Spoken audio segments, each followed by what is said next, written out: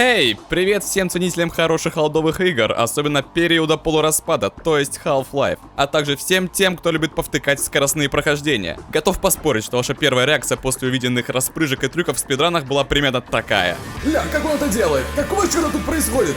Это что, читы? Когда-то и я задавался этими вопросами, пока сам не погрузился в этот тлен спидрана. Как это и бывает, находя ответы на одни вопросы, к тебе приходит десяток других. И вот об одном из них мы сегодня и поговорим. Неотъемлемой частью всех спидранов в серии Half-Life является Bunny Hop. Совокупность движений, позволяющих набирать высокие скорости. Простейший факт. Чем опытнее бэхоппер, тем быстрее он набирает скорость. Однако, никто не задумывался о том, каков ее предел. Есть ли он вообще? И вот такая бесполезная идея отложилась в моей голове до этого дня. В данном видео я постараюсь показать вам максимально возможную скорость, которую можно развить в разных версиях и частях халвы, используя всевозможные и при этом легальные способы. Сперва я покажу вам, где мне удалось набрать самую высокую скорость на игровых локациях, после чего продемонстрирую разгон на самой длинной и прямой трассе, которая технически возможна в игре.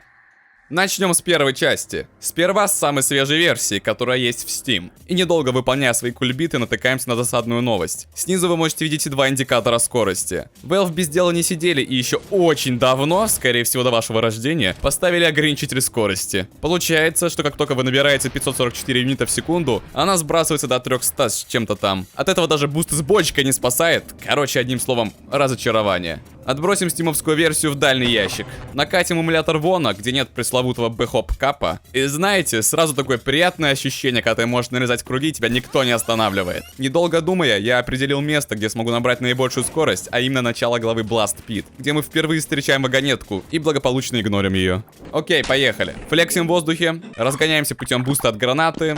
Тут очень важно поймать верный тайминг. Осталось лишь не задеть хэдкрабов и не растерять скорость.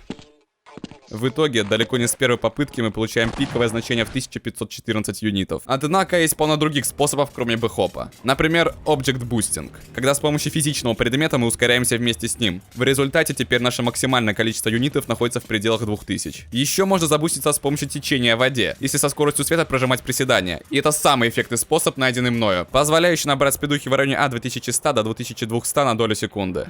Теперь настало время Half-Life 2. Чисто в плане спидрана она значительно разнообразнее и представляет куда больше выбор по передвижению в мире игры. И чтобы долго не терять время, начнем с той версии, на которой спидраню я. Вся тема в том, что тут типа перенесена механика бега из Half-Life 1, хотя она тут не совсем точная. Например, тут можно спокойно набрать скорость выше 2000 юнитов. Однако, спойлер, процесс набора этой скорости здесь самый медленный. Зафиксировать максимальную скорость мне удалось на легендарном скипе Серпантина в главе шоссе 17. Но так вышло, что я ее заполучил, налажав со скипом. Получилось накрутить почти 2500 юнитов. Так, ладно, забудем об этой версии и перейдем к настоящей классике спидранов по Half-Life 2.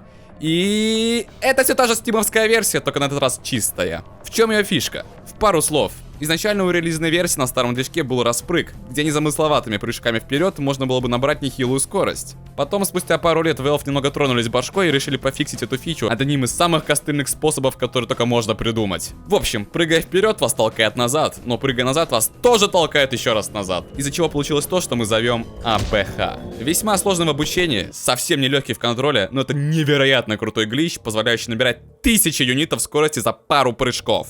Самый сок мне удалось достичь в той же самой главе шоссе 17, благодаря ее открытым пространствам. Лишь прыжки и дорога помогли нам преодолеть отметку в 4000 юнитов, совсем чуть-чуть не доставая до 5К. Превосходный показатель. Итак, мы приступаем к профессиональным тестам на полосе бэхопа. Прыгая вперед по прямой в первой части, мой средний показатель составлял где-то 1000.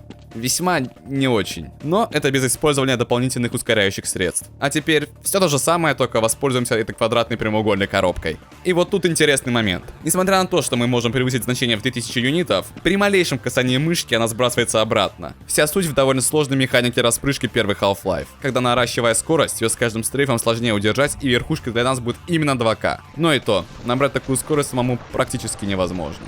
Переходим ко второй части. Здесь все куда более очевидно. Нас спустя всего 3 прыжка радостно встречает абсолютный максимум в 3500 юнитов. И это если прыгать по прямой и ровной поверхности. Поэтому продемонстрирую в дополнение распрыжку на старом движке. И в сочетании безупречных таймингов с хорошей выдержкой наиболее допустимое значение юнитов здесь 2666. Какое красивое число. На самом деле, если говорить в целом, то как такового лимита по скорости в играх Half-Life нет. что там чисто технически можно получить какие-то сверхбольшие цифры, которые даже назвать трудно. Визуально это никак практически не выделяется, но вот та же вторая голова немножко так начинает лагать. Наверняка несколько особенных человек явно захотят мне напомнить о таком чудесном порте, как Half-Life Source, но знаете, ну нахер это говно, вы чё?